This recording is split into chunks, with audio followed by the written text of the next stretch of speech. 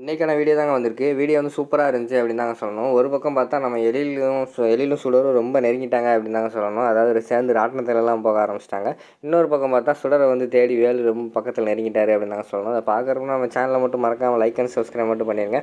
First எடுத்தோடனே குழந்தைங்க வந்து நம்ம எழில வந்து அவாய்ட் பண்ணிட்டு போய் தனியாக உட்காந்து சாப்பிட்றாங்களே, அதிலேருந்து ஆரம்பிச்சிக்கிட்டு இருக்குது. அதை பார்த்தோன்னே நம்ம எழிலுக்கு வந்து மனசு ரொம்ப கஷ்டமாயிடுது. என்னடா குழந்தைங்க நம்ம இவ்வளோ அவங்க பக்கத்தில் வந்தாலும் நம்மளை நெருங்க விட மாட்டேங்காங்களே, தள்ளி தள்ளி போகிறாங்களேன்னு கஷ்டப்பட்டுக்கிட்டு இருக்காரு. அதோட வந்து அந்த லஞ்சை முடிச்சுட்டு வெளியில் போகிறாங்க. வெளியில் போனோடனையும் நம்ம தமிழ் வந்து சொல்கிறாங்க, இப்போ கவலைப்படாதீங்க சார், குழந்தைங்க இப்போ தானே உங்களை புதுசாக பார்த்துருக்காங்க, இன்னும் போக போக வந்து உங்கள்கிட்ட நெருக்கமாக பழகுவாங்க சார் அப்படிங்கிற மாதிரி சொல்கிறாங்க. சரி தமிழ் அப்படிங்கிற மாதிரி சொல்லிவிட்டு அந்த இடத்த விட்டு போயிடுறாங்க. அடுத்து அங்கிட்டு போகும்போது பார்த்தா பெரிய ராட்டினம் இருக்குல்ல, ஜெயிண்ட் வீல், அதில் வந்து எல்லோரும் போகணும்னு சொல்லிட்டு ஆசைப்பட்றாங்க.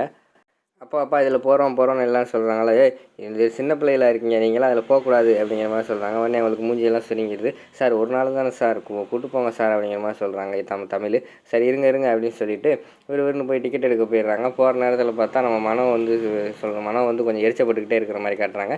பக்கத்தில் வந்து அந்த வேலைக்காரி வந்து சொல்கிறாங்க, மேடம் நீங்கள் ஒன்றுமே செய்ய மாட்டேங்கிறீங்க பாருங்கள், அவள் ஸ்கோர் பண்ணிக்கிட்டே இருக்கா, நீங்கள் பார்த்தீங்கன்னா எழில் கூட தனியாக கூட நெருங்க முடியல உங்களால் அப்படிங்கிற மாதிரி சொல்லிக்கிட்டு இருக்காங்க.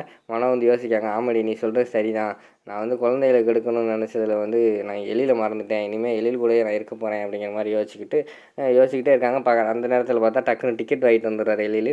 வாங்கிட்டு வந்தோடனே எழில் அந்த டிக்கெட்டை கொடு அப்படின்னு சொல்லிட்டு டிக்கெட்டை வாங்கி அஞ்சலியும் தமிழும் போங்க, காவியாவும் கவினும் போங்க, அதுக்கடுத்து வந்து அபியும் அந்த வேலைக்காரி இருக்காங்களே அவங்களும் போங்க அப்படிங்கிற மாதிரி சொன்னோன்னே அபி வந்து நான் இவங்க கூடயா அப்படிங்கிற மாதிரி சொல்கிறாங்க. ஆமாம் இப்போ என்ன போங்க அப்படிங்கிற மாதிரி சொல்லிவிட்டு நானும் எழிலும் போகிறோம் அப்படின்னு சொல்லிட்டு போகிறாங்க. போகிறதில் பார்த்தா அந்த அஞ்சலி வந்து உள்ள விட மாட்டேங்காங்க. எத்தனை வயசுன்னு கேட்குறாங்க. அஞ்சலிக்கு வந்து 6 வயசு 5 வயசோ 4 வயசோ சொல்கிறாங்க. உடனே 6 வயசு கீழே உள்ளவங்களை ஏற விட மாட்டோம் சார் அப்படிங்கிற மாதிரி சொன்னோடனையும் சரி அப்படின்னா நான் வேணால் இருந்துக்கிறேன், அஞ்சலி நீ இரு, நான் அப்பா அவங்க கூட இருக்கேன், தமிழ் போயிட்டு வரட்டும் அப்படிங்கிற மாதிரி சொல்கிறாங்க. நம்ம மனம் வந்து சொல்கிறாங்க, எதுக்கு நீ இருக்கிற, அவள் இருப்பா, தமிழ் இருப்பா, நீ வா நம்ம 2 பேரும் போவோம் அப்படிங்கிற மாதிரி சொல்கிறாங்க. இல்லை இருக்கட்டும் நான் இருந்துக்கிறேன், நானும் தமிழ் அஞ்சலி எல்லாருமே இருக்கோம், நீங்கள் போயிட்டு வாங்க சொன்னோடனே மனவுக்கு வந்து மூஞ்சி சரியில்லை, என்ன இப்படி நம்மளை தனியாக அனுப்பி விட்டாங்களே, நம்மளால் நெருங்கவே முடியலையே எழில்கிட்ட அப்படின்னு சொல்லிட்டு அவனுக்குள்ளே உட்காந்துட்டு இருக்காங்க ராட்டினத்தில்.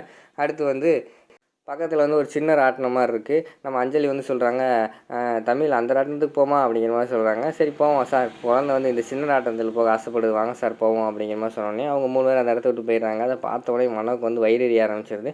போய் டிக்கெட் எடுத்துகிட்டு ஃபஸ்ட்டு வந்து தமிழும் அஞ்சலியும் உட்காடுறாங்க. உட்காந்தவொடனே நான் அடுத்ததில் உட்காந்துக்கிறேன் அப்படிங்கிற மாதிரி வந்து நம்ம எழில் சொல்கிறாரு. உடனே அந்த ராட்டினத்தில் இருப்பாங்க அந்த அண்ணன், சார் வரிசையாக ஆள் இருக்குது சார், நீங்கள் இதோட சேர்ந்து உட்காருங்க சார் அப்படிங்கிற மாதிரி சொன்னாங்க. சரின்னு சொல்லி சேர்ந்து உட்காடுறாங்க. கையை வந்து முன்னாடியே வச்சுருக்காரு. சார் கையை முன்னாடி வைக்காதீங்க, பின்னாடி போட்டுக்கோங்கன்னு சொல்லிட்டு அதாவது நம்ம எழில் உள்ள கையை தூக்கி தமிழ் மேலே போட சொல்கிறாங்க. சரின்னு சொல்லிட்டு அவரும் வெக்கமாக இருக்குது, ஒரு மாதிரி கூச்சத்தோடு போட்டுக்கிறாரு. எல்லாருமே அமைதியாக இருக்காங்க. அடுத்து அப்படியே ராட்டினம் சுற்ற ஆரம்பிச்சிருது. ராட்டினம் சுற்றுற நேரத்தில் பார்த்தா மேலே போகும்போது வந்து நம்ம தமிழ் வந்து பார்த்துடுறாங்க. வேலு இருக்கார்ல, வேலு வந்து மொபைலில் அந்த ஃபோட்டோவை காட்டிக்கிட்டு இந்த பெண்ணை பார்த்தீங்களா, இந்த பொண்ணை பார்த்தீங்களா அப்படிங்கிற மாதிரி எல்லாத்தையும் கேட்டுக்கிட்டு இருக்காரு. அதை பார்த்த உடனேயுமே வந்து நம்ம தமிழுக்கு பயங்கரமான ஷாக் ஆகிடுது. ஐயோ இவன் என்ன இங்கே இருக்கான் அப்படின்னு சொல்லிட்டு, இவன் நம்மளை தான் தேடி வந்துருப்பானோ, இவனுக்கு எப்படி தெரிஞ்சு அப்படின்னு சொல்லிட்டு பயந்துக்கிட்டே இருக்காங்க. சரி சொல்லிட்டு ராட்டினம் எல்லாருமே சுற்றிட்டு வந்துட்டாங்க. வந்ததும் சரி இந்த இடத்த காலி பண்ணிடணும் அப்படின்னு சொல்லிட்டு தமிழ் வந்து எல்லாருக்கிட்டையும், சார் எல்லாம் ராட்டினம்லாம் சுற்றியாச்சுல, வாங்க வீட்டுக்கு போவோம் அப்படிங்கிற மாதிரி சொல்கிறாங்க. வீட்டுக்கு போவா, இன்னும் சாயங்காலம் 6 மணி வரைக்கும் டைம் இருக்குது, நாங்கள் இங்கே தான் இருப்போம் அப்படிங்கிற மாதிரி சொல்கிறாங்க. உடனே தமிழ் வந்து சொல்கிறாங்க, நீங்கள் இன்னும் ஹோம்ஒர்க் எழுதணும், படிக்கணும், வாங்க வீட்டுக்கு போய் இப்போ தான் வீட்டுக்கு போனால் தான் உங்களுக்கு படித்து ஹோம்ஒர்க் எழுதிட்டு போக சரியாக இருக்கும் அப்படிங்கிற மாதிரி சொல்கிறாங்க. என்னது நாங்கள் நேற்று ஹோம்ஒர்க்லாம் அடிச்சிட்டோம் அப்படிங்கிற மாதிரி சொல்கிறாங்க. உடனே எழில் வந்து கேட்குறாரு, ஹோம்ஒர்க் எழுதிட்டிங்களா அப்படிங்கிற மாதிரி கேட்குறாரு. அப்பா நேற்று எழுதிட்டோம், வேணா வீட்டில் வந்து செக் பண்ணுங்கள் அப்படிங்கிற மாதிரி சொல்கிறாங்க. அப்படியா சரி அப்போனா போங்க அப்படின்னு சொல்கிறாங்க. சரி வாங்க நம்ம இன்னும் வாட்டர் ஃபால்ஸ் பக்கமே போய் வாங்க போய் விளாடுவோம் அப்படின்னு சொல்லிட்டு எல்லா குழந்தையும் வாட்டர் ஃபால்ஸ் பக்கம் போகிறாங்க. தமிழ் வந்து யோசிச்சுக்கிட்டே நிற்கிறாங்க. ஐயோ சாயங்காலம்னா கண்டிப்பாக வேலு வந்து கண்டுபிடிச்சிருவானே, என்ன பண்ணுறது அப்படின்னு சொல்லி யோசிச்சுக்கிட்டே இருக்காங்க. உடனே மனம் இருக்காங்களா, மனம் வந்து சொல்கிறாங்க, என்ன இங்கே நின்றுட்டு இருக்க, குழந்தைங்க அங்கே போயிட்டாங்க போ அப்படிங்கிற மாதிரி சொல்லிவிட்டு நம்ம தமிழ் வந்து விரட்டி விடுறாங்க. சரின்னு சொல்லிட்டு தமிழ் அந்த பக்கம் போகிறாங்க. அந்த நேரத்தில் வந்து சரி இப்போ தான் நம்ம எழில் வந்து தனியாக இருக்கான், அவங்க நம்ம கொஞ்சம் தனியாக பழகுவோம் அப்படின்னு சொல்லிட்டு மனம் யோசிச்சுக்கிட்டு இருக்காங்க. ஆனால் எழில் வந்து வா மனோ போவோம், குழந்தைங்க தான் விளாட போயிருக்காங்கன்னு சொல்லிட்டு அந்த இடத்துக்கு கூப்பிட்றாங்க. இல்லை எழில் அங்கே போகாத, அங்கே கொஞ்சம் அன்ஹைஜீனிக்காக இருக்கும், அங்கே போனேன்னா உனக்கு கொஞ்சம் கஷ்டமாக இருக்கும் அப்படிங்கிற மாதிரி சொல்கிறாங்க. அப்படி இருந்தால் எது குழந்தைங்களாம் அலோவ் பண்ண அப்படிங்கிற மாதிரி வந்து நம்ம எழில் கேட்காரு. பாத்தியா இதனால தான் அவனை வேண்டான்னு சொன்னேன், நீங்கள் ஏது நம்ம பேசிக்கிட்டு இருப்போம் அப்படிங்கிற மாதிரி சொல்லிவிட்டு சரி என்னத்தை பேசலாம் அப்படின்னு சொல்லிட்டு பேசுகிறாங்க.